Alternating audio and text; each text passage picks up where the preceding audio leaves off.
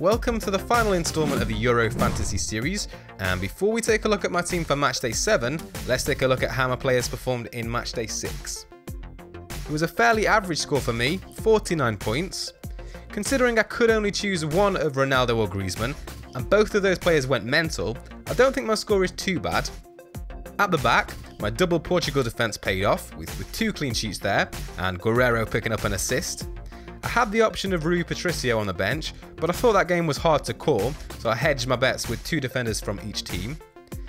In midfield, there weren't many points around this week. Both Ozil and Draxler picking up yellow cards was slightly annoying. Pogba and Payet had some decent attempts on target from free kicks, but couldn't find the back of the net.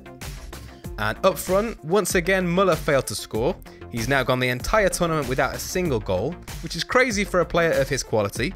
But realistically, I couldn't have taken him out for a hit in order to get Ronaldo in ahead of the deadline.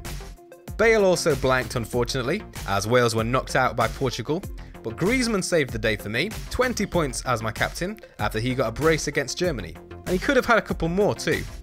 But my decision was whether to bring in Griezmann or Ronaldo. In the end it didn't matter too much because they both had great games, but Griezmann did just edge it by a couple of points, so it turned out to be the best decision I could have made. So now we move on to my squad selection for Matchday 7, starting with my 6 free transfers.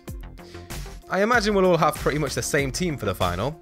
I'm looking to remove Hector and Taylor first, and I'll replace them with 2 French defenders, Sagna and Koscielny. Personally, I fancy France to get the win in the final, and if they can keep out Germany, then I think there's a good chance they'll do the same against Portugal. Also out will be Rami, providing he continues to be benched, and in will come Evra in his place.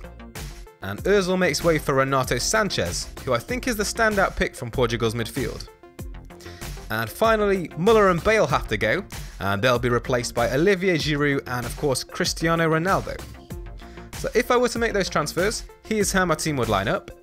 Rui Patricio in goal, a back 4 of Guerreiro, Sagna, Koscielny and Evra. In midfield, I'd have Renato Sanchez, Pogba and Payet, and then Ronaldo, Griezmann and Giroud up top. So 7 France players and 4 Portugal players in the starting lineup. I've chosen to go 4-3-3 because I think there's a lack of options in midfield. Matuidi could be a good punt, as could João Mario from Portugal, but I just get the feeling that an extra defender could be a safer bet.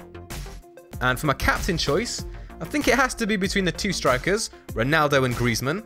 They showed us what they can do in the semi-finals to make it here, and I think with the rest of my team heavily favouring France, I might as well go all in and captain a French player too, so it's going to be Griezmann for me. So those are my plans right now, and I don't imagine they'll change, but as always I'll post my final team on Twitter ahead of the deadline. So I hope you've enjoyed this series of videos on the Euros, best of luck for the final, and be sure to check out my FPL pre-season videos. There's one out so far on fixture analysis, but there will be lots more coming out over the next few days and weeks.